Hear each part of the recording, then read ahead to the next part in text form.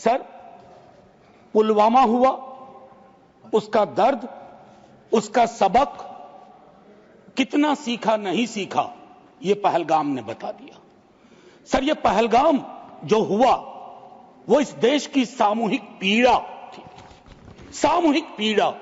वो 26 परिवार देश की पीड़ा के प्रतीक बन गए। उनकी पीड़ा उनकी व्यक्तिगत पीड़ा नहीं रही, हम सब की पीड़ा रही, आपकी रही, मेरे रही, हमारे बगल में बैठे हुए नए सदस्य कमल हसन साहब की रही। सर, अब समय आ गया है एक बार पूरा सदन, आज ही नहीं आज से पूर्व की सारी घटनाओं से लेके पहलगाम तक लोगों को कहे हम क्षमा प्रार्थी हैं, हम इतिहास से सबक नहीं लेते। माफीनामा आवश्यक है, किसी व्यक्ति को नहीं कह रहा हूं, किसी दल को नहीं, सबके लिए कह रहा हूं, सदन की ओर से यह माफीनामा जाना है। जान चली जाती है। सर, मैं क्या कहूं, खुफिया एजेंसी को कोई कहता है जानकारी थी तो उस इशारे पर इरादे क्या बने, किस प्रकार की कोशिश हुई, हम आज तक क्लूलेस हैं सर, आज तक क्लूलेस हैं। और एक और मैं चीज कह करके आगे बढ़ूंगा, राष्ट्रीय सुरक्षा महज नारा नहीं, एक नैतिक कर्तव्य और एक जिम्मेवारी है, सिर्फ स्लोगनियरिंग नहीं है। हमने राष्ट्रीय सुरक्षा, राष्ट्रीय मुद्दे को स्लोगनियरिंग का विषय बना दिया। एक और डिस्क्लेमर दे करके मैं अपनी बात, सर, ये पहलगाम के बाद जब चूंकि सदन नहीं बैठ रहा था तो मैंने लगातार लेख भी लिखे। एक लेख लिखा था सर, यूनिटी इन ग्रीफ। इस देश की एक खूबसूरती है सर, कोई आपदा आती है, कोई सामूहिक इस प्रकार की चीज होती है, यह देश एक जैसा सोचने लगता है सर, एक जैसा सोचने लगता है। कोविड ने एक किया था, इस तरह के हादसे भी एक कर देते हैं हम लोगों को। लेकिन सर, ये जो national unity in the times of grief है, it should become a kind of shield to protect the government from valid criticism. ये फर्क है ना सर, ये फर्क मैं समझता हूं कि एक परिपक्व लोकतंत्र में यह अंतर स्पष्ट होना चाहिए कि सैन्य सेवा और राजनीतिक नेतृत्व अलग अलग चीज है। कॉन्फ्लेट करते हैं पाकिस्तान के लोग। कल ही मिलिंद भाई बता रहे थे, यह हालांकि बहुत पिटा हुआ डायलॉग है कि all Nations have an army, Pakistani army has a nation. हमारी आर्मी की खूबसूरती रही, जैसा मानस ने कहा अभी, they don't wear any religion, any ideology on their sleeves, in their hearts, everywhere it is the tricolour. हमारा अप्रोच भी वही होना चाहिए। मैं क्यों कह रहा हूं सर ये बात, और क्यों कहने के लिए मजबूर हुआ हूं सर, जब पहलगाम में हुआ वो आतंकी हमला, उस हमले के बाद एक ट्विटर हैंडल लिखता है, उन्होंने धर्म पूछा, जाति नहीं। सर, लोग तो गवाए, हमने अपने लोग गवाए, 26 परिवार के चिराग बुझ गए, लेकिन भारत माता भी छलनी हो गई उस ट्वीट के बाद। मकसद में कामयाब हो गए थे वो लगभग, क्योंकि उस बुलेट में बारूद के साथ नफरत की बारूद भी थी।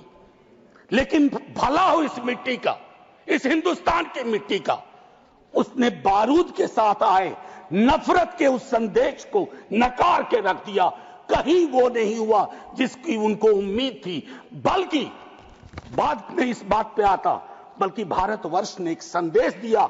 जब सोफिया कुरैशी ये और व्योमिका सिंह जी ब्रीफिंग के लिए आती थी, हम सब का गर्व से सीना फूल जाता था। वो मेरा हिंदुस्तान है, मुझे वही हिंदुस्तान चाहिए। ये हिंदुस्तान, ये उस्मान, लैंड ऑफ नौशेरा, इसका मजहब पूछ करके इसकी देशभक्ति पर शक करना देश को कमजोर करना। Please, let me speak. आज मैं किसी दल के दायरे से नहीं बोल रहा हूं, let me speak। सर, मैं एक बात कहना चाहता हूं, मैं नहीं चाहता हूं कि यह बहस, अक्सर मैं देखता हूं मेरा वाला आंकड़ा, हमारे में इतनी गिरावट आ गई, उतनी गिरावट आ गई, आपके टाइम में इतना होता था, मेरे टाइम में इतना होता था। जिंदा लोग आंकड़े नहीं होते हैं, उसको आप आर्काइव में नहीं भेज सकते हैं कि फलाना मर गया। आंकड़ा है, आंकड़ा नहीं होता है। घर का चिराग बुझता है। बूढ़े माता पिता को खोने के बाद भी वैक्यूम रहता है।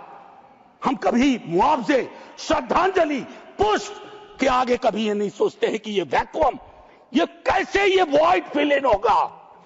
मैं एक चीज कहना चाहता था महोदय, सच तो यह है कि जवाबदेही तय नहीं होती है। मैं अक्सर देखता हूं, मैंने अपने नेता से भी पूछा, कुछ पार्थिव शरीर बिहार भी आ रहे थे। हमने पूछा, मैं नहीं था, सर क्या होता है पार्थिव शरीर पे जाते हैं, फूल बरसाते हैं, रीद लगता है एक सर, कई कैमरे होते हैं, लेकिन इंसानी जिंदगी के वैक्यूम को हिंदुस्तान क्या विश्व में कोई कैमरा उस वैक्यूम को नहीं भर पाता है। वैसे कैमरे का इजाद नहीं हुआ है सर। हम इस नजरिए से क्यों नहीं सोच सकते। कल मैं थोड़ा तारतम्य मेरा टूट रहा है। मैं सिर्फ ये कहना चाहता था सर कि अगले दिन बिजनेस एज यूजुअल हो जाना ठीक नहीं। आज हुआ, कल बिसरा दिए, बिजनेस एज यूजुअल। राजनीति के लिए हमेशा वक्त है। अरे हम आप आतंक पे, सेना के शौर्य पे राजनीति करके क्या करेंगे। हमारे पास राजनीति के लिए लोकोन्मुख मुद्दे हैं, उस पर बात होगी। कभी आप चुने जाओगे, कभी आप नहीं चुने जाओगे, कभी ये चुने जाएंगे, कभी नहीं चुने जाएंगे। लेकिन सेना का मान और शौर्य एक ऐसी चीज है। सर कल माननीय प्रधानमंत्री जी ने लोकसभा में, मैं सुन रहा था, उन्होंने एक बात कही, मैं भारत का पक्ष रखने आया हूं।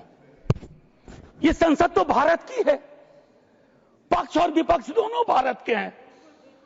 भारत का पक्ष तो इंटरनेशनल फोरम पर रखा, गुडविल मिशन में तमाम सदस्य गए, भारत का पक्ष रखा। आपको सरकार का पक्ष रखना चाहिए था। आपके समक्ष प्रश्न था, जो सरकार से प्रश्न थे, भारत माता से नहीं थे, भारत वर्ष से नहीं था, भारतीय सेना से नहीं थी। ये एक जो चीज होती है। और सर मैंने लिखा, कई बार लिखा, इस सदन में भी कहा है, फिर दोहरा रहा हूं, government is not the nation. कोई भी सरकार चाहे उनकी रही हो या आज आपकी है, आप राष्ट्र के पर्याय नहीं हैं। हम कल खेल में हो या ना हो, हम में से बहुत लोग नहीं रहेंगे, सरकार भी बदल जाएगी, पार्टियां विलुप्त हो जाएंगी, लेकिन ये देश तो भाई रहेगा। इसकी मिट्टी अद्भुत है, ये जिंदा रहेगा। तो देश रहने दीजिए, सरकार अपनी बात करे। और एक बात तो मैं और कहूंगा, क्या ही कहूं, नेहरू लाइफ वेस्ट हैं इस सरकार के लिए। वो जो हवाई जहाज में जब हम लोग बैठते हैं तो कहते हैं कि अगर जहाज डूबने के क्रम में लाइफ वेस्ट को ऐसे फूकिए, फुला लीजिए ताकि पानी में उतरने में, नेहरू बार बार आ जाते हैं। मतलब मैंने तो पिछले सदन में, उस वाले पार्लियामेंट में कहा था कि बेहतर है एक दिन में एक मुकदमा कर दो, जवाहरलाल नेहरू हाजिर हो, जिनको उनके पक्ष में दलील देना है देंगे, हम जैसे लोग चलिए टूटे बिखरे हैं। और दूसरी तरफ उनको बुला लो जिनको नेहरू हर जगह नजर आते हैं। अगर नेहरू इतने वर्षों बाद भी आपको परेशान कर रहे हैं तो कुछ तो बात है, थी उस बंदे में, कुछ तो बात थी। मैं एक चीज कहना चाहता हूं, इसको भी पहले कहा, आज फिर आपके समक्ष दोहराता हूं। पहलगाम हुआ सर, मैंने वो बात कही, जो ट्वीट आया, नफरत, टेलीविजन हाउसेस में डिबेट होने लगे। लेकिन उसके बाद अभी हाल में एक चीज मैंने बहुत पहले भी कही है, दोहरा रहा हूं। सर कश्मीर को लैंड मास सिर्फ नहीं समझना चाहिए, सिर्फ जमीन का टुकड़ा नहीं है कश्मीर। कश्मीर में लोग बसते हैं, कश्मीर के लोगों ने भी कुर्बानियां दी हैं। पहलगाम के बाद जिस तरह का रिएक्शन कश्मीर में आया वो अनप्रेसिडेंटेड था, अनप्रेसिडेंटेड। लोग रो रहे थे, कंधा दे रहे थे, बचा रहे थे, अपनी दुकानों के शटर डाउन कर दिए।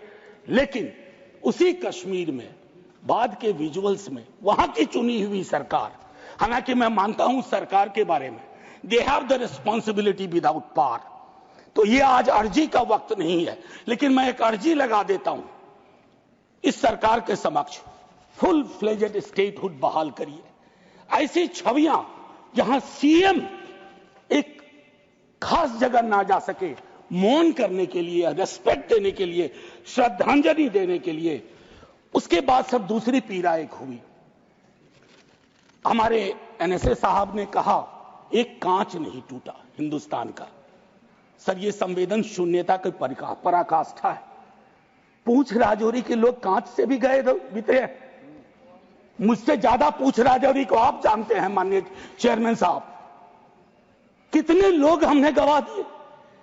उसके बाद मुझे लिखना पड़ा, प्रिय कांच तुम कितने धन्य हो, तुम्हारा जिक्र हो रहा है, जिनको खो दिया उनका कोई जिक्र नहीं हो रहा। सर ये आपके माध्यम से मैं रख रहा हूं, मुझे जवाब नहीं चाहिए। फॉरेन पॉलिसी को लेकर के विदेश मंत्री जी नहीं है, मैं एज ए कैरियर ब्यूरोक्रेट उनका बड़ा फैन था। मैं राजनीति में नहीं था, फॉलो करता था उनको, लेकिन मैं देख रहा हूं और मैं उनको सिर्फ दोष नहीं दूंगा, क्योंकि ये जो कैबिनेट है जिसमें आत्ममुग्धता का भी पुट है, उसमें कलेक्टिव रिस्पॉन्सिबिलिटी का नोशन गायब सा हुआ है। मैं सिर्फ ये कहूंगा, अभी हाल में बॉन्डुंग कॉन्फ्रेंस की एनिवर्सरी थी 18 से 24 अप्रैल, पहली बार इस देश में उस एनिवर्सरी को याद नहीं किया गया। वो एनिवर्सरी क्या थी सर? एफ्रो एशियन कंट्रीज 55 में जुटे थे, उससे नॉन अलाइन ग्रुप का जन्म हुआ था। बिसरा दिया सब भाई। हम इमीडिएट में देखते हैं अपनी विदेश नीति को। सर हम तो बहुत गरीब गुरबा देश थे, लेकिन धौंस से बोलते थे बड़े बड़े मुल्कों को माइंड योर बिजनेस। कहां आ गए सर हम कि गाजा के रेजोल्यूशन पे हम एब्सटेन कर जाते हैं दुनिया के गिने चुने देशों में। मानवता का सवाल है, भारत ने मानवता के सवाल से कभी मुंह नहीं मोड़ा है। कौन से भारत का निर्माण हो रहा है ये मैं, और एक और चीज कहूं, हम लोग बचपन में एक डायमंड पॉकेट बुक्स में चाचा चौधरी पढ़ते थे। हाँ, ये अमेरिकन जो प्रेसिडेंट हैं उनमें मुझको चाचा चौधरी के सारे नेगेटिव गुण दिखते हैं। उनको एक चौधराहट सवार हो गई है। अब खड़गे साहब कल कह रहे थे मेरा स्पीच खत्म होते होते 30वीं बार बोल देगा, अखबार में छपने से पहले 30वीं बार बोल गया वो व्यक्ति, और अभी कोई गारंटी नहीं है, मैं बैठूंगा बाहर जाऊंगा सुना कि 32 बार बोल चुके हैं अब तक।